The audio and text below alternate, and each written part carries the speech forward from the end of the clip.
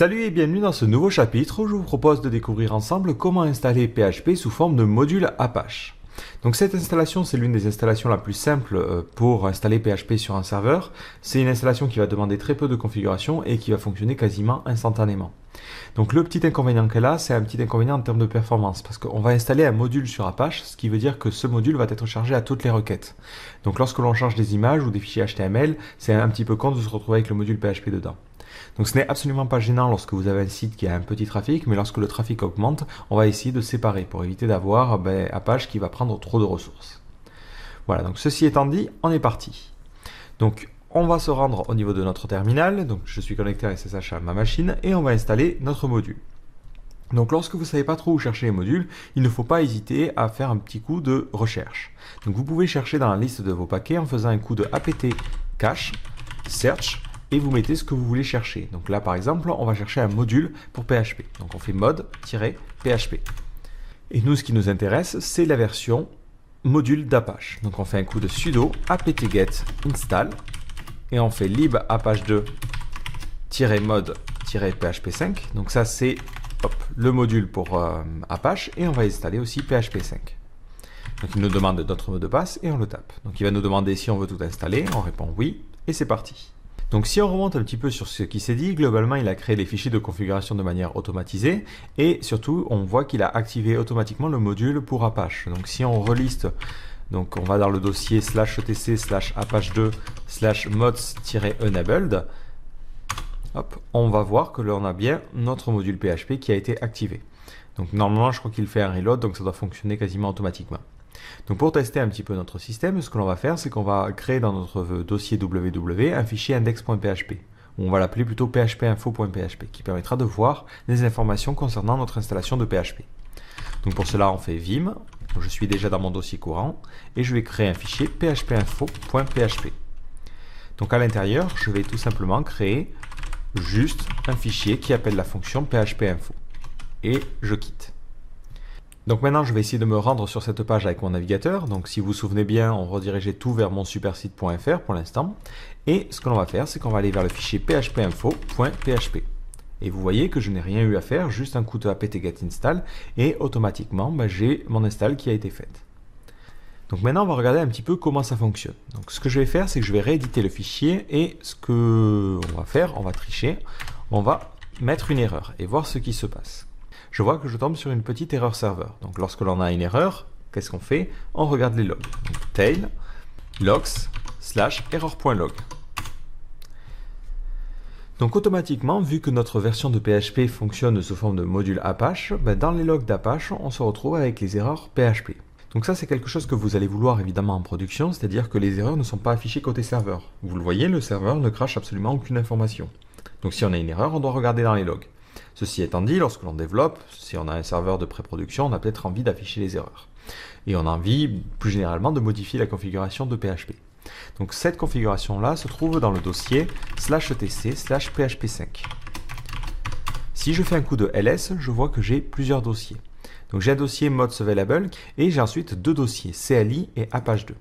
Donc vu que PHP peut fonctionner de différentes manières, on peut l'utiliser en ligne de commande en faisant PHP par exemple, il a plusieurs dossiers. Chaque dossier va contenir une configuration différente. Donc nous, dans notre cas, ce qui nous intéresse, c'est la configuration pour Apache. Donc on va se rendre dans ce dossier-là et refaire un coup de ls. Donc à l'intérieur, vous voyez que c'est très simple. On a un fichier php.ini qui est le fichier de configuration de PHP.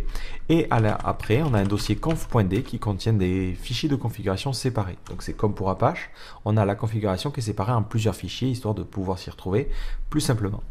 Donc ce que l'on va faire, c'est qu'on va modifier le fichier php.ini. Et à l'intérieur, vous allez avoir tout un tas d'informations. Donc là, vous avez des tonnes et des tonnes de configurations. Donc encore une fois, ça serait beaucoup trop long de voir un petit peu tout ce qu'il y a dessus. Vous avez quelques points importants. Donc vous avez par exemple le max execution time que vous allez parfois avoir besoin de tweaker. Donc c'est le nombre de secondes avant que PHP lâche l'affaire. C'est-à-dire que lorsque vous avez un script qui est là, au bout de 30 secondes, il le coupera. Donc si jamais vous avez...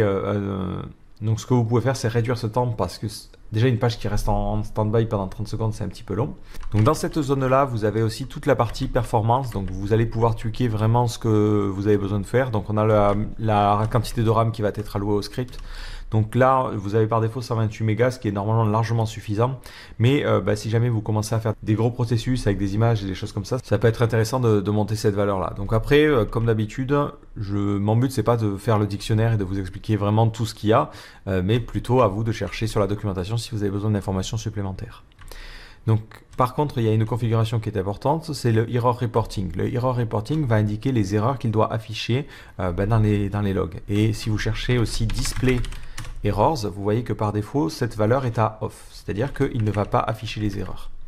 Donc, ce que je vais faire, mais c'est juste pendant cette petite vidéo. Donc là, je dois faire ça en mode sudo, vu que je n'ai pas accès à ce fichier-là. Donc, je refais la même chose en sudo. Je fais / pour chercher Display_Errors. Donc là, je fais N pour arriver jusqu'à la bonne version et on va modifier ce truc là. Donc là, on va mettre ça à On. Donc en général, cette valeur-là, on va quand même la laisser à Off en production pour la bonne et simple raison qu'on ne veut pas que quelqu'un qui essaie de hacker notre serveur puisse voir les erreurs. Parce que s'il voit une erreur lorsqu'il rentre des informations erronées, ça va pouvoir le guider sur la manière de rentrer dans notre système. Donc avec Off, on lui complique un petit peu les choses. Donc je sauvegarde ce fichier là et ce que je vais faire c'est que je vais redémarrer Apache. PHP fonctionnant en tant que module Apache, il faut redémarrer Apache si on modifie la configuration. Donc là je fais un coup de sudo service Apache 2 et restart. Si maintenant je me re-rends sur la page, je vois que les erreurs sont affichées directement en production et ça me permet de travailler dessus. Donc encore une fois, on va défaire ça tout de suite et on va remettre ça à Off. Voilà, donc c'était vraiment pour vous montrer si jamais vous ne savez pas trop pourquoi votre page est blanche et pourquoi vous n'avez pas d'erreur. Donc de manière générale, en production, on va mettre les erreurs à Off parce qu'on n'a pas envie de les afficher à n'importe qui. Et si jamais vous configurez un serveur de développement, vous avez plutôt tendance à les laisser à On pour pouvoir débugger plus rapidement. Donc après, on a vu que dans le dossier conf, on a des configurations supplémentaires. Donc là, c'est les configurations qui correspondent aux différents modules en fait de PHP. Donc par défaut, lorsqu'on l'installe avec le module Apache, il installe certains modules en particulier. Donc on va éditer, c'était conf.d. Le fichier qui est intéressant, c'est opcache.ini. Donc là, par exemple, on voit la configuration d'opcache. Donc globalement, il charge juste l'extension. Voilà, donc c'est une extension en particulier. J'ai fait un tutoriel juste sur opcache. Ça peut valoir le coup de la configurer pour pouvoir avoir de meilleures performances sur votre serveur. Comme ça prend moins de mémoire. Donc si vous voulez voir l'ensemble des modules qui sont disponibles, il faut remonter un petit peu en arrière et voir le contenu du dossier mods. Donc on va faire un "-l mods available. Et on voit qu'on en a json.ini, opcache.ini et pdo.ini. Et si on essaie d'en éditer un, donc on va faire un vim de mods available et on va éditer pdo.ini. Voilà, on a juste le chemin vers l'extension. Donc voilà, donc ce que je vais faire, c'est que je vais me re-rendre dans mon dossier personnel. Donc cd directement et je vais faire un vim www.index.php. Alors c'était pas index.php, c'était phpinfo.php et on va modifier le fichier pour corriger l'erreur que l'on avait faite. Donc on va remettre la fermeture de la parenthèse. Donc ce PHP info, faut vraiment pas hésiter à l'utiliser pour lire les informations de votre installation. Ça vous permet d'avoir tout plein d'informations. Alors par contre, évidemment, ne le laissez pas accessible à n'importe qui parce qu'encore une fois, ça révèle des informations sur votre infrastructure. Donc si je prends par exemple et que je cherche opcache, vous allez voir toutes les configurations qui ont été faites. Donc là par défaut, vu qu'il n'y a rien dans mon fichier opcache.conf, voilà les valeurs qu'il met par défaut. Ce qui peut être intéressant aussi, c'est de chercher extension_dir. Donc ce dossier, en fait, c'est là où vont se situer les différentes extensions de PHP. Si vous faites un petit coup de ls et que vous essayez de regarder le contenu de ce dossier-là, c'est là que vous avez vos différentes extensions. Donc par défaut, il y en a assez peu. Si jamais vous avez besoin d'installer une extension supplémentaire, je pense par exemple, on peut avoir besoin de curl. Curl qui va nous permettre de faire des requêtes et récupérer des chemins distants. Donc ce que vous devez faire, c'est chercher en faisant un coup de apt-cache search. Donc là, on va chercher curl. Je pense qu'on va tomber sur une tonne et tonne de modules. Ouais. Donc ce que vous pouvez chercher, c'est PHP5 en général, tirer le nom de l'extension. C'est comme ça que ça s'appelle. Et là, vous voyez qu'on a notre PHP5 curl. Donc si vous avez besoin de l'installer, très très simple, vous faites un coup de sudo apt-get install php5- l'extension que vous souhaitez. Donc moi dans mon cas c'est curl. L'avantage c'est que tout se fait de manière automatique. Donc il va automatiquement installer ce module là et surtout faire les liaisons correctement. C'est-à-dire que vous n'avez rien à faire, il va s'activer tout de suite. si je regarde mon dossier, donc on va se rendre dans etc/php5/apache2. Hop. Ben, dans le dossier conf.d, on a maintenant 20-curl.ini. Il a automatiquement chargé. Et si on remonte un petit peu d'un cran, si on va dans les modes available, on a aussi le fichier curl.ini. Donc lorsque vous avez besoin d'installer une extension, ça fonctionne de cette manière-là. Alors, histoire de tester notre installation, on va essayer d'installer un framework, voir si on tombe sur des problèmes particuliers. Donc, ce que l'on va avoir besoin d'installer sur notre machine, ça va être Composer. Et pour le framework, on va prendre Laravel pour la bonne et simple raison que vous êtes plutôt pas mal nombreux à l'utiliser. Donc, on va aller sur la documentation et notre but, c'est juste d'essayer la phase d'installation. Donc, la première chose que l'on doit faire, c'est installer Composer. Composer va nous permettre de télécharger différentes dépendances et d'installer globalement les choses plus simplement. Donc ce que je fais, c'est que je copie directement la ligne qui est donnée à cet endroit-là. Par contre, il faut que je fasse attention parce qu'il va créer un fichier composer.phar. Donc moi, je vais d'abord me rendre dans mon dossier personnel et on va faire ça à la racine. Allez, on est parti. Donc vous voyez que je tombe sur une petite erreur, il me dit qu'il ne connaît pas curl. Donc ce que je fais, c'est que je fais un coup de sudo apt-get install et j'installe curl. Donc en général, c'est quelque chose dont vous allez forcément avoir besoin dans plein de cas. Curl, c'est quelque chose qui vous permet de taper une URL et de récupérer des informations. Voilà, et je retape la même commande. Donc le fichier Composer a bien été installé et je vais pouvoir maintenant l'utiliser. Donc si je fais un coup de ls, je vois que j'ai un fichier composer.phar qui se situe ici. Donc là, il est en noir, c'est pas idéal. Donc je vais maintenant me rendre sur l'installation de Laravel et hop, je vais créer un nouveau projet. Donc pour cela, je fais un coup de php composer.phar suivi de la commande que je souhaite taper. Et là, on va laisser le nom blog. On réécrira après le nom du dossier. Donc il faut faire pas mal attention lorsque vous allez installer des projets ou des modules. Si jamais vous le faites avec la commande de PHP de votre serveur, par défaut, il va utiliser la configuration qui est dans le dossier CLI et pas celle qui est dans le dossier Apache. Donc si jamais vous installez un framework qui a besoin de modules particuliers ou qui a besoin de configuration particulière, si jamais vous vous retrouvez à modifier le fichier php.ini, il faudra penser à le faire à la fois sur la version ligne de commande, donc le dossier CLI, et à la fois sur le dossier Apache. Donc là, l'installation a l'air de s'être effectuée sans trop de problèmes.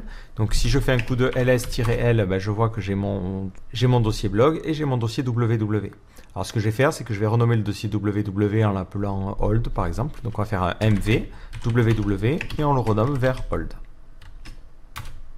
Et je vais renommer mon dossier blog, donc qui c'est blog, vers www. Si je fais un coup de ls-l, je vois que j'ai maintenant la bonne architecture. Donc le problème, c'est que lorsque l'on installe Laravel, on se retrouve avec un dossier W qui contient les fichiers PHP et un dossier public qui se trouve ici, voilà. Et donc Apache doit directement pointer vers ce dossier public. Donc l'avantage, c'est qu'on avait utilisé les virtual hosts, donc il nous suffit de modifier ça. Donc je vais faire un coup de vim. Et en général, peu importe le framework que vous utilisez, que ce soit CakePHP, Symfony ou autre, souvent ils ont les fichiers PHP qui est un niveau au-dessus du document root. L'avantage, c'est que ça permet, si vous avez mal mis l'option indexes, de ne pas arriver à accéder aux fichiers PHP, aux informations importantes, notamment la base de données ou autre. Donc je vais aller remodifier dans etc/apache2/mod, alors c'est pas mod, c'est sites available, et on va modifier notre site. Et je pense à faire la commande en mode sudo parce que je n'ai pas accès en tant qu'utilisateur standard. Et on l'avait appelé 001 monsupersite.conf. Donc là, la seule chose que je change, c'est que à cet endroit-là, dans le document root, je rajoute un /public. Et je pense aussi à le faire dans la directive directory pour donner l'accès à ce dossier-là.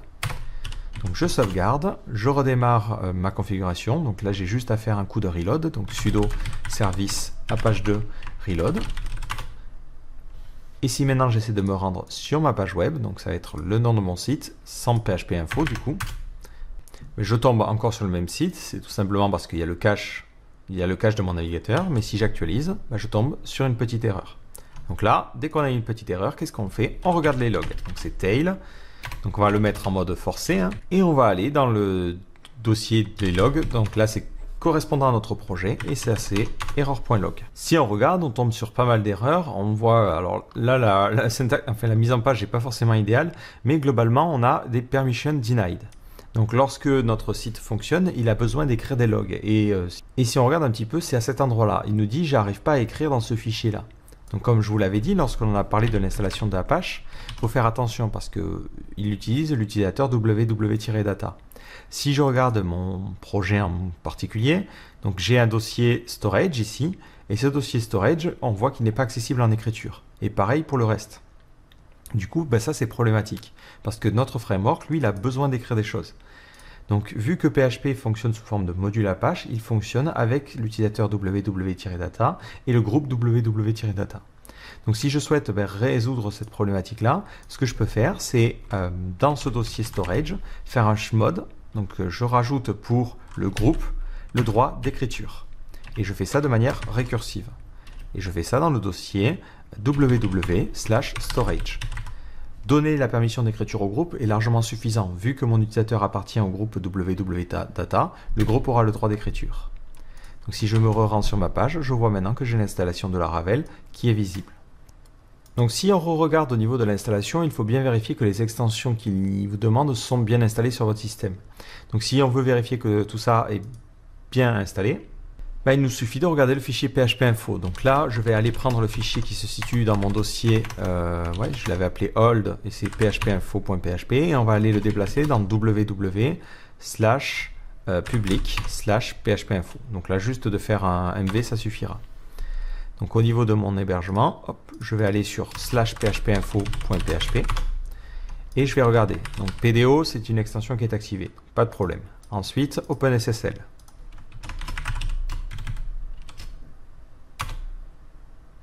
OpenSSL est activé, super.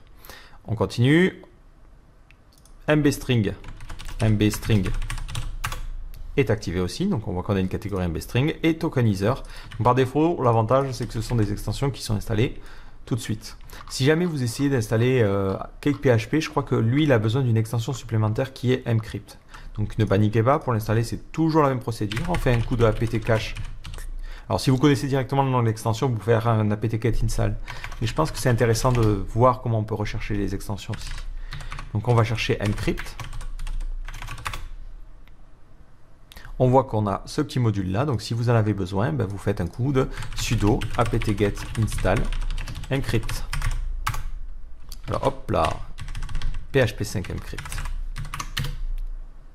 Voilà, on va le laisser charger les dépendances. On va appuyer sur oui, on va le laisser installer.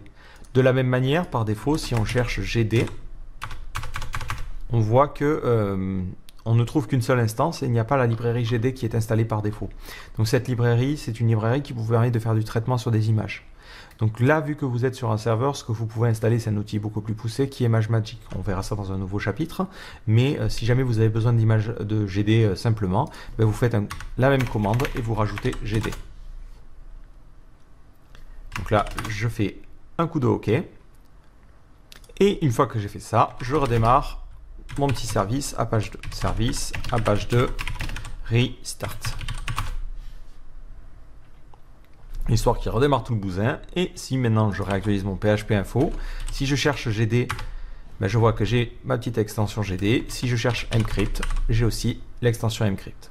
Voilà. Donc après, si vous avez besoin ou pas besoin de certaines extensions, libre à vous de les désactiver ou de les activer. Comme on l'a vu, il suffit de modifier les fichiers de configuration séparés. Donc voilà, globalement, je n'ai pas grand-chose à vous dire de plus sur l'installation de PHP. C'est relativement simple en tant que module Apache. Donc ce qu'il faut retenir, c'est qu'on fait un coup de apt-get install. Cette commande va automatiquement installer le module pour Apache, va installer PHP et s'occuper d'activer le module. Si on a besoin de modifier la configuration, c'est dans le dossier /etc/php5. Donc dans ce dossier-là, on a plusieurs dossiers. Chacun correspond à un type de configuration. Donc CLI pour les lignes de commande et Apache 2 pour le module Apache. Donc à l'intérieur de ce fichier, on va pouvoir paramétrer différentes choses. Donc par défaut, la configuration qui est donnée est pas mauvaise. Ce que vous pouvez faire, si jamais vous avez besoin de débugger, c'est activer l'affichage des erreurs. Mais surtout, et j'insiste sur ce point-là, pensez à désactiver l'affichage des erreurs en production. Si jamais vous avez besoin de connaître les erreurs parce que vous avez une page blanche, ce qu'il vous faut regarder, c'est les logs. Donc si vous êtes sur un virtualhost que vous avez créé, si vous avez fait un error log personnalisé à un certain endroit, vous regardez ce fichier-là.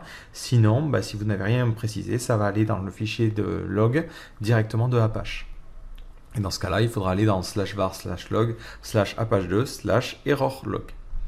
Voilà.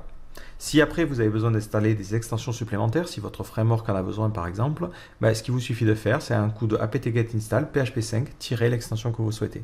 Donc après, pour ceux qui se demandent, je n'ai pas parlé aujourd'hui de PHP 7, vous voyez qu'on a tapé la commande de PHP 5 systématiquement, pour la bonne et simple raison que PHP 7 n'est pas disponible encore sur les paquets. Donc lorsque l'on souhaite l'installer, il faut faire des étapes supplémentaires, et le but de cette vidéo, c'est de rester le plus simple possible.